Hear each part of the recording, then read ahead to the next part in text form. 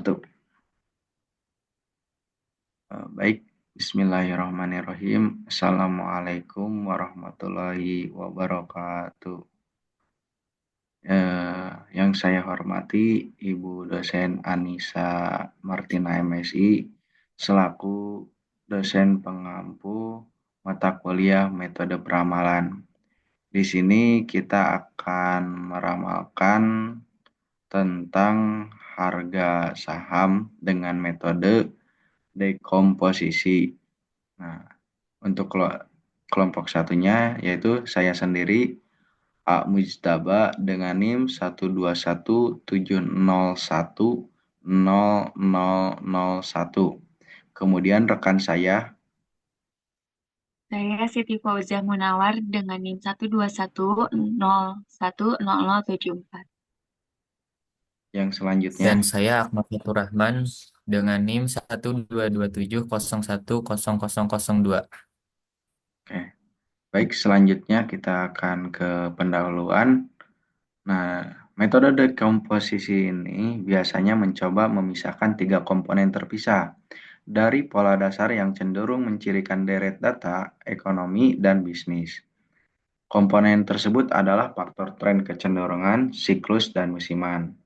Perbedaan antara musim dan siklus adalah bahwa musiman itu berulang dengan sendirinya pada interval yang tetap, seperti tahun, bulan, atau minggu, sedangkan faktor siklus mempunyai jangka waktu yang lebih lama dan lamanya berbeda dari siklus yang satu ke siklus yang lain. Nah, dekomposisi mempunyai asumsi bahwa data itu tersusun sebagai berikut. Data sama dengan pola ditambah kesalahan. Nah, dalam fungsinya ada tren, siklus, musiman ditambah dengan sebuah kesalahan. Selanjutnya, metode dekomposisi termasuk pendekatan peramalan yang tertua dan sering digunakan. Penulisan matematis secara umum dari pendekatan dekomposisi adalah XT, yaitu nilai deret berkala dengan fungsinya itu ada IT, yaitu komponen atau indeks musiman pada periode T. Selanjutnya yaitu ada TT, yaitu komponen tren pada periode T. Kemudian ada CT, yaitu komponen siklus pada periode T. Dan selanjutnya yaitu ada ET, yaitu komponen kesalahan atau random pada periode T. Selanjutnya akan dijelaskan oleh rekan saya yaitu Teh Siti Fauzia Munawar. Kepadanya dipersilakan. Baik, terima kasih. Selanjutnya adalah metode dekomposisi klasik dengan rasio pada rata-rata bergerak. Nah, dalam metode dekomposisi terdapat dua pendekatan, yaitu yang pertama model aditif, yang mana bentuk umumnya adalah XT sama dengan indeks tambah tren tambah siklus tambah error dalam periode T. Model ini cocok untuk data dengan variasi konstan di sepanjang waktu. Contohnya data tinggi badan, berat badan dalam suatu kelompok tertentu.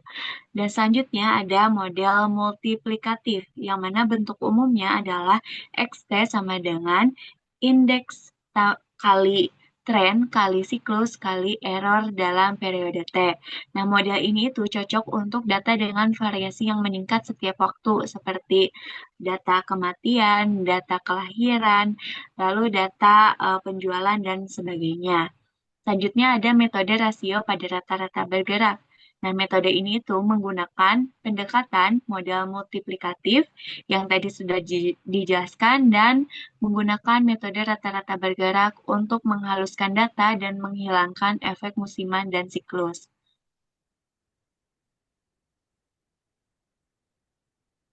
Selanjutnya, metode rata-rata bergerak mula-mula memisahkan unsur tren siklus dari data dengan menghitung rata-rata bergerak yang jumlah unsurnya sama dengan panjang musiman. Nah, rata-rata bergerak dengan panjang seperti ini tidak mengandung pengaruh musiman dan tanpa atau sedikit sekali unsur random. Nah, rata-rata bergerak yang dihasilkan atau MT adalah MT sama dengan tren kali siklus dalam periode T. Nah, persamaan model multiplikatif dapat dibagi dengan persamaan yang di atas, yaitu persamaan 410 untuk memperoleh rasio dari data yang sebenarnya atau XT dengan rata-rata bergerak atau MT dan mengisolasi dua komponen berkala lainnya. Persamaannya sebagai berikut. Ditampilkan seperti di layar, XT per MT sama dengan IT kali ET. Baik, selanjutnya. Baik, selanjutnya di sini kita mengambil data dari Bank Syariah Indonesia. Kita mengambil dari tahun 2022, 2023, dan 2024. Nah, untuk ngambilnya itu kita mengambil data bulanan mulai dari bulan Januari hingga bulan Desember. Nah, berikut adalah data keseluruhan daripada tahun 2022. Kemudian di sini ada data 2023 sampai bulan Desember. Nah, kemudian di sini ada data tentang 2024 dari awal Januari hingga akhir bulan Desember. Kemudian di sini kita menghitung dengan moving average 12.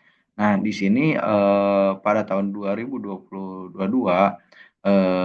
hasil dari data rata-rata dari bulan Januari hingga bulan Juni itu tuh dimasukkan ke pertengahan pada data tersebut, yaitu disimpan di bulan Juli dengan hasilnya seperti yang ditampilkan di layar.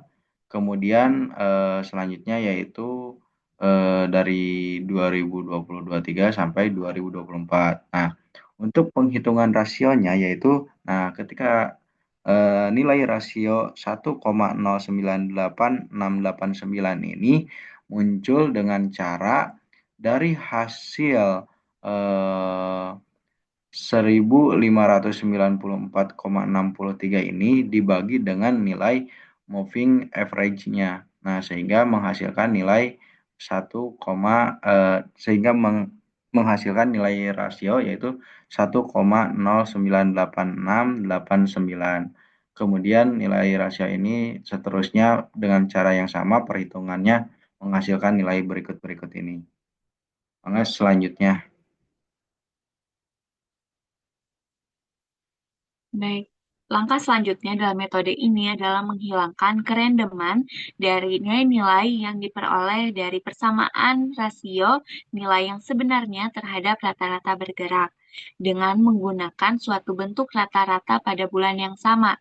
Nah, indeks musiman diperoleh dengan cara mengalihkan eh, periode musimannya yaitu 12 dikali dengan rata-rata setiap bulan per total rata-rata yang merupakan penyesuaian sehingga nilai rata-ratanya adalah 1. Nah, kalau di buku sebelumnya itu penyesuaiannya itu nilai rata-ratanya harus 100 karena disajikan dalam persentase rasionya. Sedangkan kita di sini tidak disajikan dalam bentuk persentase, jadi nilai rata-ratanya penyesuaiannya adalah 1. Jadi, harus sama dengan panjang musimannya, yaitu 12 indeksnya. Nah, di sini ada tabel 45 yang menampilkan indeks musiman untuk metode dekomposisi rasio pada rata-rata bergerak. Nah, ini itu data-data dari 2022, 2023, 2024 itu tuh didapat dari rasio yang telah dihitung oleh teman saya sebelumnya. Kita sajikan dalam tabel baru seperti ini. Nah, kita sajikan, selanjutnya kita hitung rata-ratanya di setiap eh, bulan pada semua tahunnya. Misal Januari berarti kita menghitung dari 2022, 2023, dan 2024 rata-ratakan menjadi 1,00371. Nah, untuk Februari itu juga sama, kita rata-ratakan dari 2022, 2023, 2024 itu rata-ratanya seperti yang ada di layar dan seterusnya. Nah, setelah menghitung rata-rata, nah kita jumlahkan semuanya, total rata-rata dari semuanya adalah 11,8086. Nah, langkah selanjutnya kita menghitung indeks dengan cara tadi 12 atau periode dari musimannya dikali dengan rata-rata setiap bulan per total rata-rata. Nah, contohnya indeks untuk bulan Januari. Itu kita menghitung dengan cara 12 dikali dengan 1,00371 dibagi dengan 11,8086. Hasilnya adalah 1,01997. Dan untuk bulan-bulan seterusnya seperti itu juga caranya. Selanjutnya,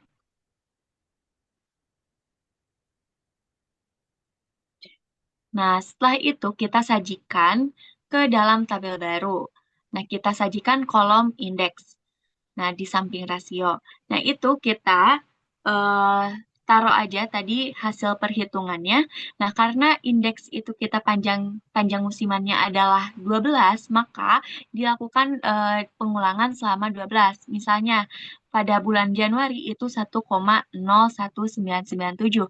Maka pada bulan atau T ke-13 hasilnya adalah sama yaitu 1,01997. Seperti halnya pada bulan 12 itu tuh 0,888687 dan pada bulan atau periode ke-24 itu sama seperti periode ke-12 yaitu 0,888687 dan seterusnya. Nah, setelah kita menghitungkan indeks, selanjutnya kita menghitung XT per I.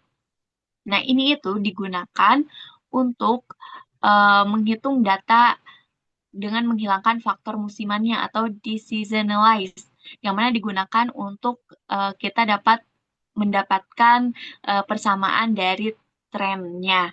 Nah, ini tuh dengan cara XT atau data aktualnya itu dibagi dengan I atau indeks tadi. Nah, hasilnya adalah seperti di layar. Nah, ini dilakukan sampai ke em, bulan Desember karena XT bulan Desember 2024 karena XT-nya itu dalam 2025 belum ada. Nah, baik, selanjutnya.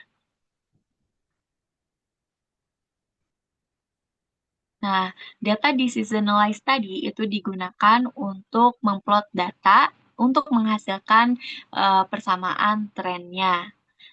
Nah, persamaannya dapat dilihat di layar yaitu 53,576 X atau kalau di metode ini T ditambah 948,71.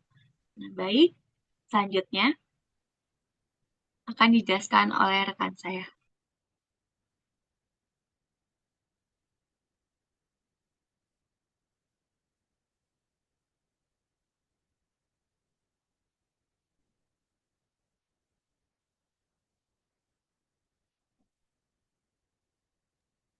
Akmal suaranya masih di mute.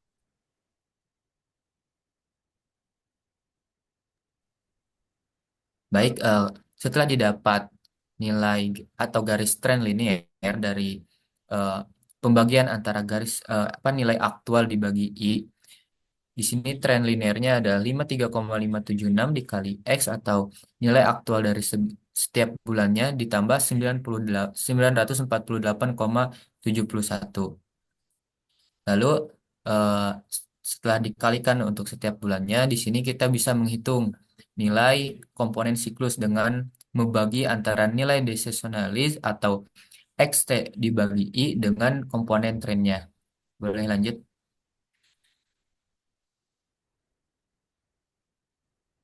Di sini tertera pada tabel bahwa nilai T setelah dikalikan dengan nilai aktualnya seperti ter- yang tertera pada tabel di mana bulan Januari tahun 2022 mendapat tren 1002,286 dan seterusnya.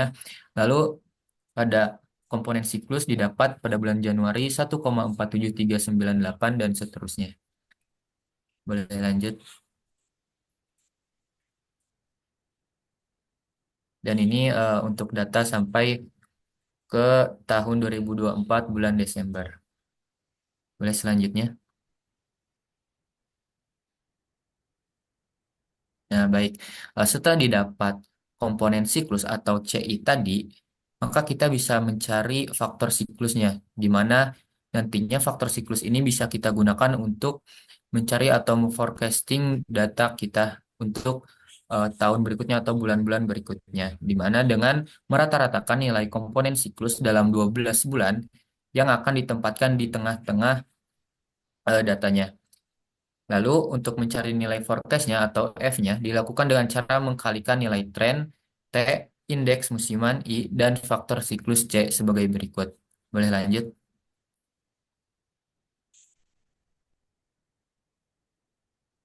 Di sini dapat dilihat bahwasanya nilai C itu didapat dari perkalian atau rata-rata dari bulan Januari tahun 2022 sampai bulan Desember tahun 2022. Nah, ini ditempatkan di bulan Juli yang dimana kita anggap tengah-tengahnya.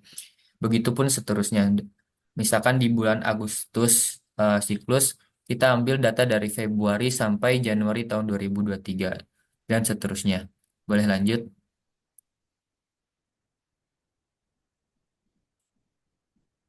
Dan ini untuk data berikutnya di mana sampai 2000, tahun 2024 bulan Desember. Boleh lanjut lagi? Nah, di sini kita dapat lihat bahwasanya ada nilai forecast untuk tahun 2025 dari bulan Januari sampai Desember. Nah, ini akan perkalian dari indeks, lalu eh, faktor faktor siklus dan nilai tren. Nah, di sini kenapa faktor siklusnya satu? Karena dilihat dari data-data sebelumnya bahwa nilai faktor siklus itu mendekati satu. Maka untuk eh, mencari forecasting, nilai faktor siklus ini diabaikan. Makanya diberikan nilai satu. Sehingga didapatlah pada bulan Januari tahun 2025 2.989,55, lalu bulan Februari 3.260,87 dan seterusnya. Selanjutnya saya serahkan kembali kepada moderator.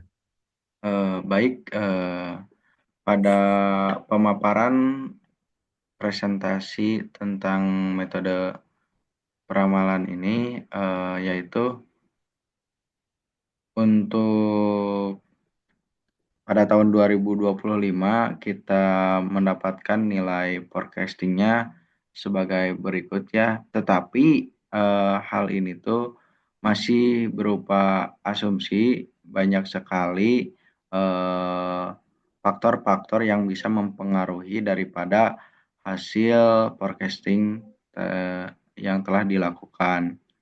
Nah, bisa dilihat ya bahwasannya nilai yang tertinggi itu terletak pada bulan Maret pada tahun 2025 dan yang paling terkecilnya itu terjadi pada bulan Oktober